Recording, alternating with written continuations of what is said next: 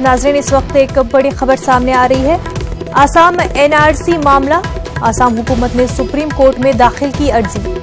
15 दिसंबर की डेडलाइन बढ़ाने की मांग, दावे और एतराज़ात दाखिल करने की डेडलाइन बढ़ाने की मांग, डेडलाइन 1 महीने बढ़ाने की मांग की। नाज़रीन, आपको बता दें, आसाम एनआरसी मामला, आसाम हुकूमत ने सुप्रीम कोर्ट में दाखिल की थी अर्जी। 15 दिसंबर की डेडलाइन बढ़ाने की मांग की गई। दावे और एतराज़ात दाखिल करने की डेडलाइन बढ़ाने की मांग की गई। डेडलाइन 1 महीने बढ़ाने की मांग की गई है।